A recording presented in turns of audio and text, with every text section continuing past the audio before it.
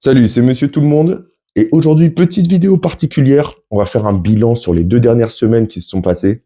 Et on va regarder plusieurs points sous plusieurs angles pour voir comment on peut mieux aborder les semaines à venir. Le bilan va être composé de 3 parties.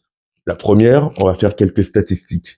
Deuxièmement, on va regarder les points forts et les points faibles sur ces 2 dernières semaines. Et troisièmement, on va conclure pour voir quel axe on peut prendre en compte pour améliorer notre trading sur les 2 prochaines semaines. Donc on va commencer maintenant. Sur ces 2 dernières semaines, il y a eu un total de 21 trades. Sur ces 21 trades, il y a eu 12 pertes, 2 BE et 7 gains. Donc il y a un total de 33% environ de positions gagnantes. Donc ça paraît peu, mais ce qui est intéressant, c'est que le ratio est tellement important que tu me fais avoir, du coup, un gain sur ces 2 semaines de 1700,58 €. Sur ces 1700,58 €, en réalité, c'est pas ce que je touche. Il y a 2 choses à déduire. La première, c'est la commission de la propre firme, donc moins 20%. Il y a également derrière les impôts sur les revenus en trading qui sont de 30%. Donc si je cumule les deux avec une déduction à chaque niveau, on est au total à moins 46% par rapport à tous les gains que je fais sur la plateforme. Donc du coup, on passe à 918,31 € net. Donc ça, c'est réellement ce que je vais avoir dans ma poche et que je vais pouvoir dépenser. Donc pour aller plus loin, je voulais le mettre en parallèle avec le salariat. Donc j'ai pris une donnée intéressante, c'est le salaire médian. Donc salaire médian, aujourd'hui il est de 2100 €, j'ai arrondi. Donc c'est-à-dire qu'il y a 50% de la population qui gagne au-dessus de 2100 € et 50 autres pourcents qui gagnent en dessous de 2100 €. Donc pour le ramener à un taux horaire, donc j'ai fait mon petit calcul et en réalité avec ce salaire-là, par heure, on gagne 13,90 €. Pourquoi je vous dis tout ça? Pour faire le parallèle entre les deux, en trading, donc sur 9 jours, j'ai en réalité travaillé 13h30. 1 h 30 par jour, chaque matin avant d'aller au travail. Donc j'ai pu engendrer ces 918 € net en 13h30 de travail. Le salarié, pour 13h30 de travail, il va gagner 187,65 € net. Donc on pourrait se dire que le trading, pour 13h30 de travail, on gagne 918, c'est quasiment 5 fois plus, donc du coup le trading est 1000 fois plus intéressant. Effectivement. Par contre, on va le remettre à niveau, c'est-à-dire que j'ai fait ces 918 €, certes en 13h30 de travail, mais il m'a fallu quand même 9 jours pour les atteindre. Donc du coup, un salarié, en 9 jours de travail, il gagnera quant à lui 875,70 €. Donc on voit qu'on se rapproche.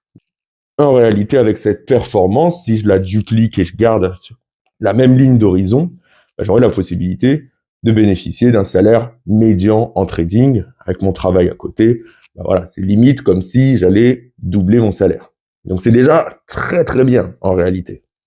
Si on imagine qu'en 13h30 de travail, j'ai pu réaliser cette performance, imaginez-vous avec des gains multipliés grâce au palier, de pouvoir travailler tous les jours de 6h à 7h30 et de terminer sa journée.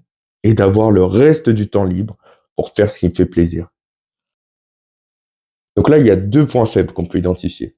J'ai regardé toutes les vidéos depuis le début et il y a eu, en premier point, le craquage psychologique. Sur 3 jours, il y a eu des craquages assez importants où j'ai balancé à la suite des positions un peu n'importe comment. La journée du 3, la journée du 6 et la journée du 12.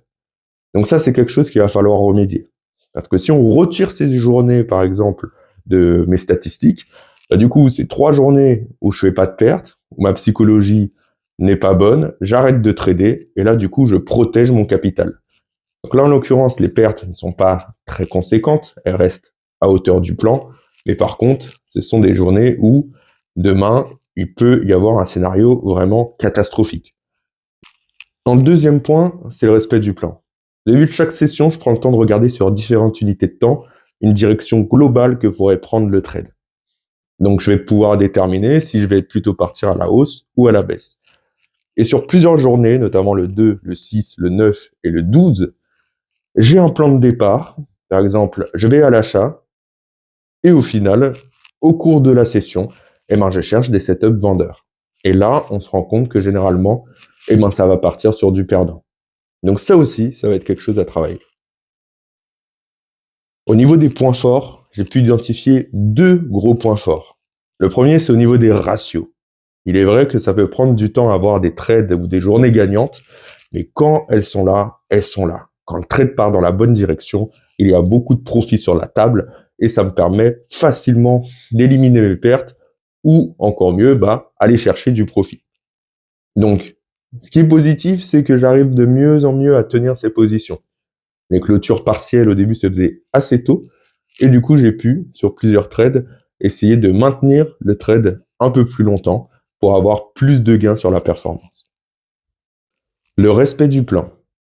Lorsque je respecte le plan, donc si c'est une bonne journée et que ça va dans mon sens, ce sont des gains qui arrivent naturellement. Par contre, même si je me trompe à l'initial sur le plan de départ, ce qui est intéressant, c'est que avec le sens de direction et le respect du plan, je peux largement diminuer mes pertes parce que j'ai une psychologie qui reste dans le même sens. Donc du coup, par exemple, la journée du 10, je n'étais pas dans le bon sens, mais j'ai pu BE ma position et au final finir avec des tout petits gains, mais surtout, j'ai évité le SL. Donc en conclusion, il faut mieux suivre le plan de départ. Si je prends le temps de faire un plan, mieux vaut le suivre, même si je me trompe de sens. Mieux vaut garder les convictions de ces valeurs du départ pour pouvoir aller dans le même sens. Et si jamais le plan n'est pas bon, soit ne pas trader ou alors sécuriser rapidement la position et limiter des pertes. Si je le fais pas, je pars dans tous les sens et je donne plus facilement accès à un craquage psychologique. Privilégier les fortes zones. Il est vrai que sur mes trades avec les plus gros ratios, je suis sur des zones fortes, c'est-à-dire des trendlines H4, des supports résistance H4, donc des endroits où il y a vraiment une concentration d'acheteurs ou de vendeurs.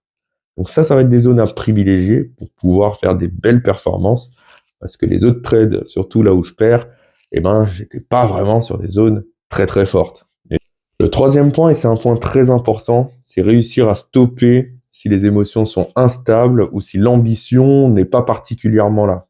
Il y a eu les 2 derniers jours de trade de la semaine où je suis arrivé sur le marché avec une ambition assez légère. Donc si c'est venir trader en se disant si on perd, c'est pas grave, on s'en fout, et de prendre des trades un peu à la volée, franchement, autant ne pas trader parce que ça nous fatigue, on perd de l'énergie et en plus, on casse un peu sa performance. De l'autre côté, par rapport aux émotions, si on sent un craquage, et je le dis dans certaines vidéos, je suis instable, je suis pas bien, ça c'est pas bon, mieux vaut stopper son trading avant d'amplifier les dégâts, parce que même si on se rattrape sur quelques jours, on s'habitue à craquer plus facilement, et un jour, ça peut être fatal.